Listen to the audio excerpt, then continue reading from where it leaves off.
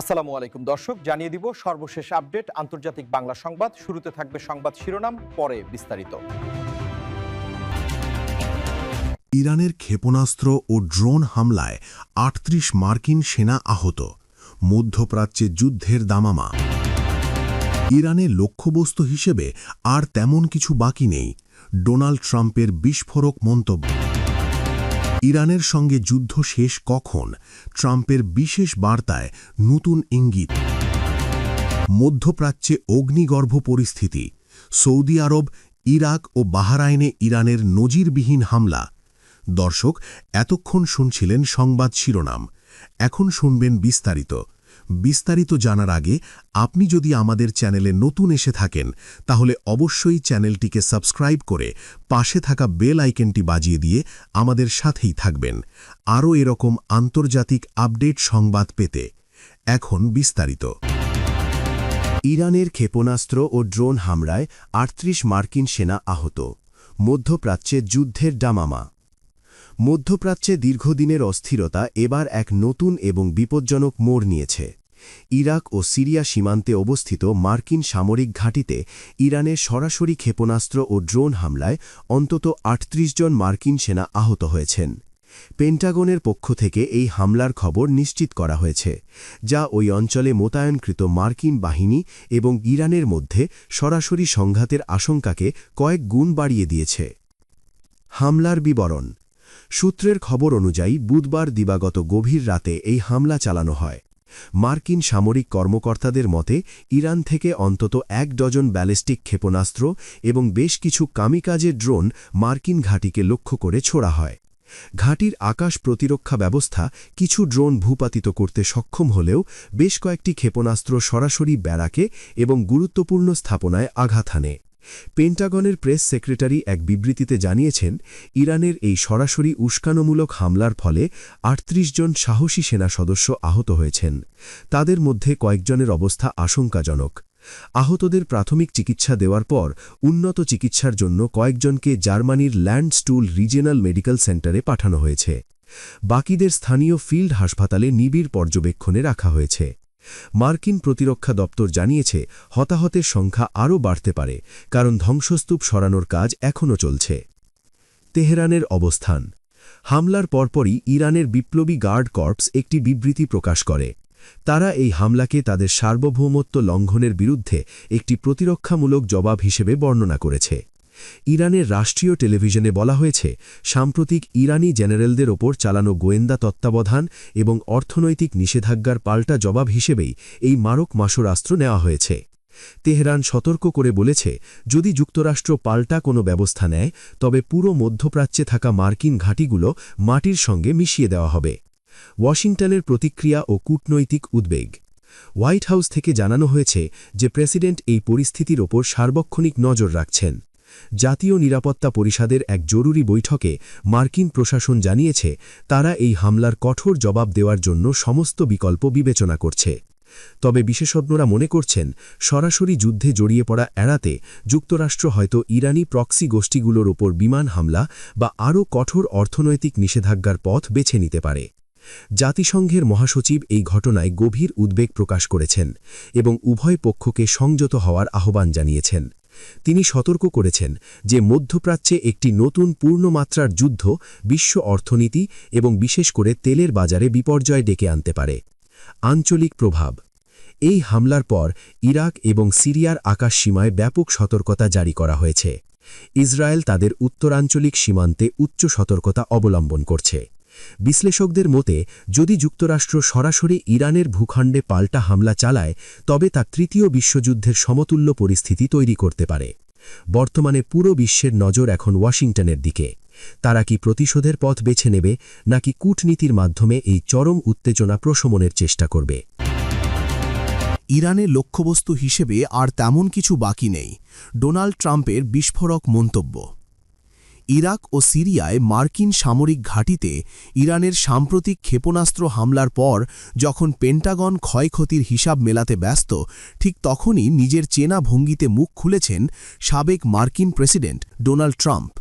ফ্লোরিডার মার-এ-লাগোতে আয়োজিত এক সংবাদ সম্মেলনে ট্রাম্প দাবি করেছেন ইরানের সামরিক সক্ষমতা এবং গুরুত্বপূর্ণ স্থাপনাগুলোর ওপর অতীতে মার্কিন চাপের কারণে দেশটিতে আঘাত করার মতো নতুন কোনো লক্ষ্যবস্তু আর তেমন অবশিষ্ট নেই। আমরা সব দেখে ফেলেছি। ট্রাম্পের মতে বর্তমান মার্কিন প্রশাসনের শিথিল নীতির কারণে ইরান সাহস পেয়েছে। তিনি বলেন, আমার সময়ে আমরা ইরানের ওপর যে সর্বোচ্চ চাপ বা ম্যাক্সিমাম প্রেশার নীতি প্রয়োগ করেছিলাম তাতে তাদের অর্থনৈতিক এবং সামরিক মেরুদণ্ড ভেঙে গিয়েছিল। আজ তারা আমাদের ওপর হামলা করার সাহস পাচ্ছে কারণ তারা জানে বর্তমান নেতৃত্ব দুর্বল। অথচ সত্যি বলতে ইরানের ভেতরে কৌশলগতভাবে গুরুত্বপূর্ণ এবং ধ্বংস করার মতো নতুন কোনো লক্ষ্যবস্তু আসলে খুব একটা বাকি নেই। যা আছে তা ধ্বংস করা আমাদের জন্য সময়ের ব্যাপার মাত্র। তিনি আরও যোগ করেন, যদি আমি ক্ষমতায় থাকতাম তবে ৩৮ জন সেনা আহত হওয়ার মতো স্পর্ধা দেখানোর আগেই তেহরানকে তার পরিণাম ভোগ করতে হতো। বর্তমান প্রশাসনের ব্যর্থতার সমালোচনা।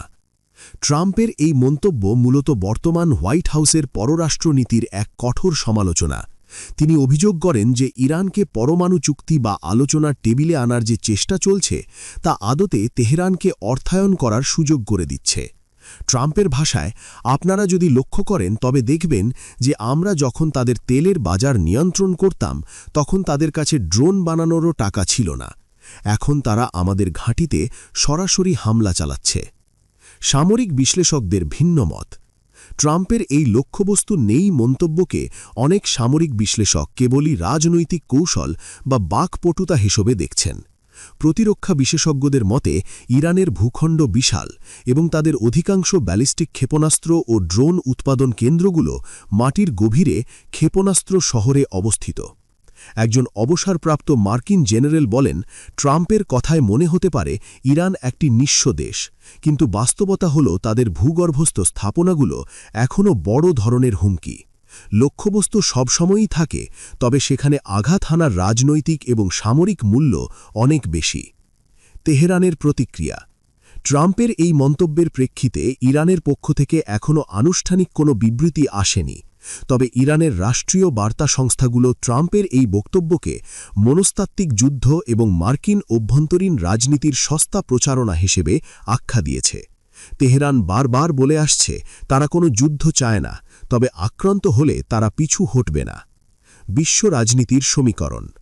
ট্রাম্পের এই বক্তব্য এমন এক সময়ে এলো যখন মধ্যপ্রাচ্যে মার্কিন বাহিনীর উপস্থিতি এবং নিরাপত্তা নিয়ে খোদ ওয়াশিংটনেই বিতর্ক চলছে।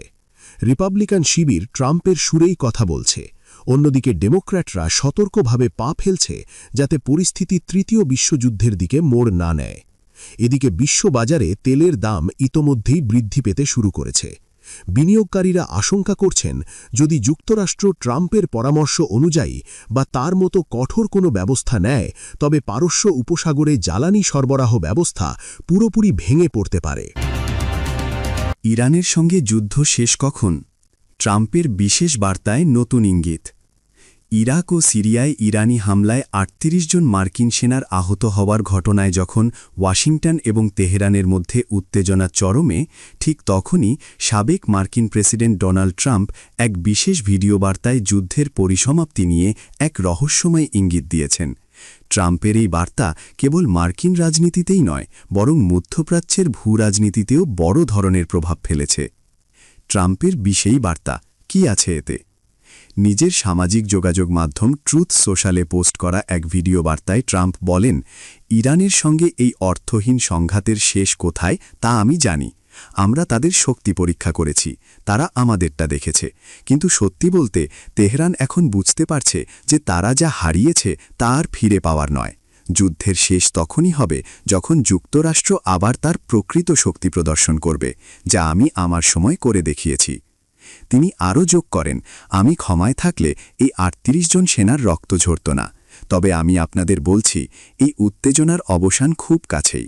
ইরান জানে তাদের আর হারানোর কিছু নেই, আর আমরা জানি কখন থামতে হয়। তবে সেই থামাটা হতে হবে শক্তির মাধ্যমে, দুর্বলতা দিয়ে নয়। সংঘাত অবসানের কি কোনো সমঝোতা হচ্ছে? রাজনৈতিক বিশ্লেষকদের মতে ট্রাম্পের এই বার্তার পেছনে গোপনে কোনো কূটনৈতিক তৎপরতা থাকতে পারে। ট্রাম্প সরাসরি যুদ্ধের পরিবর্তে ডিল বা সমঝোতায় বিশ্বাসী। তার এই যুদ্ধ শেষ হওয়ার সময় হয়েছে মন্তব্যটি তেহরানের কাছে একটি প্রচ্ছন্ন প্রস্তাব হতে পারে, যে যদি ইরান তাদের প্রক্সি গোষ্ঠীগুলো হ্রাস টেনে ধরে এবং মার্কিন স্বার্থে আঘাত করা বন্ধ করে, তবে যুক্তরাষ্ট্র তাদের ওপর থেকে কঠোর সামরিক চাপের লাগাম ঢিলে করতে পারে। তবে ট্রাম্পের এই বক্তব্যের মধ্যে একটি প্রচ্ছন্ন হুমকিও রয়েছে। তিনি বারবার ইঙ্গিত দিচ্ছেন যে ইরান যদি এই মুহূর্তে সংযত না হয়, তবে তাদের হাতে আর এমন কোনো সম্পদ বাকি নেই যা যুক্তরাষ্ট্র ধ্বংস করবে না। ৩৮ সেনার আঘাত এবং জনমতের চাপ। মার্কিন প্রতিরক্ষা বিভাগ পেন্টাগন জানিয়েছে আহত ৩৮ সেনার মধ্যে ১০ জনের অবস্থা এখনও সংকটাপন্ন। ট্রাম্প এই আবেগী ইস্যুটিকে কাজে লাগিয়ে বাইডেন প্রশাসনের পররাষ্ট্রনীতির কড়া সমালোচনা করছেন। তিনি দাবি করছেন বর্তমান সরকারের অস্পষ্ট নীতির কারণেই ইরান বারবার পার পেয়ে যাচ্ছে। জনমতের একটি বড় অংশ এখন প্রতিশোধ চায়, কিন্তু আরেকটি অংশ চায় না যুক্তরাষ্ট্র মধ্যপ্রাচ্যে আবার কোনো দীর্ঘমেয়াদী যুদ্ধে জড়িয়ে পড়ুক। ট্রাম্প এই দুই মেরুর মাঝখানে দাঁড়িয়ে নিজের শান্তি রক্ষাকারী ভাবমূর্তি গড়ার চেষ্টা করছেন। তেহরান ও আন্তর্জাতিক মহলের প্রতিক্রিয়া। তেহরান থেকে এখনও ট্রাম্পের এই বিশেষ বার্তার সরাসরি কোনো জবাব আসেনি। তবে ইরানের পররাষ্ট্রমন্ত্রী একটি সংক্ষিপ্ত বিবৃতিতে জানিয়েছেন ইরান যুদ্ধের সূচনা করবে না, কিন্তু যে কোনো আগ্রাসনের চূড়ান্ত জবাব দিতে আমরা প্রস্তুত। এদিকে ইউরোপীয় ইউনিয়ন এবং জাতিসংঘ ট্রাম্পের এই যুদ্ধ শেষ করার ইঙ্গিতকে ইতিবাচক হিসেবে দেখলেও তার শক্তির প্রদর্শন বিষয়ক মন্তব্যে উদ্বেগ প্রকাশ করেছে। যুদ্ধের ভবিষ্যৎ কোন দিকে? ট্রাম্পের এই বিশেষ বার্তা কি আসলে শান্তির ইঙ্গিত নাকি নির্বাচনী প্রচারণার অংশ? বিশ্লেষকরা মনে করছেন ট্রাম্প বোঝাতে চাইছেন যে ইরানের সামরিক অবকাঠামো ইতোমধ্যেই এতটাই পঙ্গু হয়ে পড়েছে যে নতুন করে বড় কোনো হামলার প্রয়োজনীয়তা নেই। তার ভাষায় ইরানের লক্ষ্যবস্তু করার মতো আর তেমন কিছু নেই। এই তত্ত্বটি যদি সত্যি হয়, তবে হয়তো আমরা অচিরেই এই উত্তেজনার একটি থিতু অবস্থা দেখতে পাব। মধ্যপ্রাচ্যে অগ্নিগর্ভ পরিস্থিতি। সৌদি আরব, ইরাক ও বাহরাইনে ইরানের নজিরবিহীন হামলা। মধ্যপ্রাচ্যে এক ভয়াবহ সামরিক পরিস্থিতির সৃষ্টি হয়েছে। গত ২৪ ঘণ্টায় ইরান সমর্থিত বাহিনী এবং সরাসরি ইরানের বিপ্লবী গার্ড কর্পস বা আইআরজিসি প্রতিবেশী ৩ রাষ্ট্র সৌদি আরব, ইরাক এবং বাহরাইনে একযোগে বড় ধরনের হামলা চালিয়েছে। মার্কিন ঘাঁটিতে ৩৮ জন সেনা আহত হওয়ার রেশ কাটতে না কাটতেই এই বহুমুখী আক্রমণ বিশ্বযুগে আতঙ্ক সৃষ্টি করেছে। ১. ইরাকে মার্কিন ঘাঁটিতে ধ্বংসযজ্ঞ।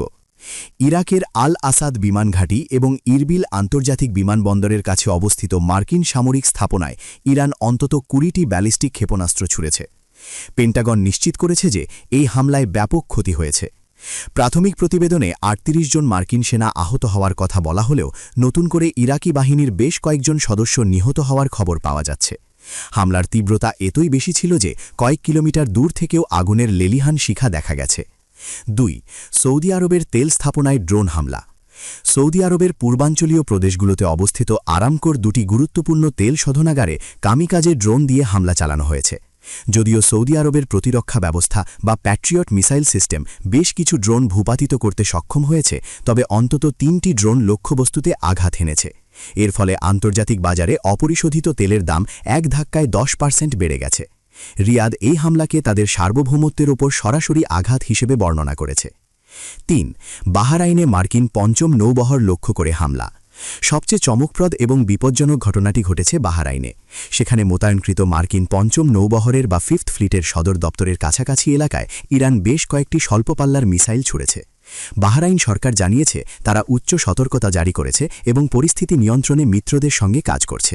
পারস্য উপসাগরে মার্কিন আধিপত্যকে চ্যালেঞ্জ করতেই এই হামলা চালানো হয়েছে বলে মনে করছেন সামরিক বিশেষজ্ঞরা। তেহরানের হুঁশিয়ারি। হামলার পরপরই ইরানের রাষ্ট্রীয় সংবাদ সংস্থা ইরনা একটি বিশেষ বুলেটিন প্রকাশ করেছে। সেখানে বলা হয়েছে যারা নিজেদের ভূখণ্ডে মার্কিন সাম্রাজ্যবাদকে জায়গা দিয়ে ইরানের বিরুদ্ধে ষড়যন্ত্রে লিপ্ত হবে তাদের কাউকেই ছাড় দেওয়া হবে না। এই হামলাকে তারা একটি সতর্ক বার্তা হিসেবে অভিহিত করেছে। ওয়াশিংটন ও ডোনাল্ড ট্রাম্পের প্রতিক্রিয়া। হোয়াইট হাউস এই হামলাকে অগ্রহণযোগ্য এবং উস্কানিমূলক বলে নিন্দা জানিয়েছে। অন্যদিকে সাবেক প্রেসিডেন্ট ডোনাল্ড ট্রাম্প এক তাৎক্ষণিক বার্তায় বলেছেন, আমি আগেই বলেছিলাম ইরানে লক্ষ্যবস্তু করার মতো আর কিছু নেই, কারণ তাদের যা ধ্বংস করার দরকার ছিল তা আগেই করা উচিত ছিল। বর্তমান প্রশাসনের দুর্বলতার কারণেই আজ আমাদের মিত্ররা আক্রান্ত হচ্ছে। তবে এই যুদ্ধের শেষ খুব কাছেই। আমি জানি কিভাবে এই পরিস্থিতি শান্ত করতে হয়। আঞ্চলিক ও বৈশ্বিক প্রভাব। এই হামলার ফলে মধ্যপ্রাচ্যের প্রধান আকাশপথগুলো বন্ধ করে দেওয়া হয়েছে।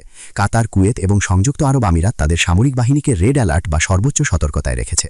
জাতিসংঘ নিরাপত্তা পরিষদ এই বিষয়ে একটি উরুজু বৈঠক ডেকেছে। বিশেষজ্ঞদের মতে ইরান এই বহুমুখী হামলার মাধ্যমে প্রমাণ করতে চাইছে যে কেবল যুক্তরাষ্ট্র নয়, তাদের মিত্ররাও এখন আর নিরাপদ নয়। যদি এর প্রতিবাদে যুক্তরাষ্ট্র বা সৌদি আরব পাল্টা হামলা চালায়, তবে তা দ্বিতীয় বিশ্বযুদ্ধ পরবর্তী সবচেয়ে বড় সামরিক সংঘাতের রূপ নিতে পারে।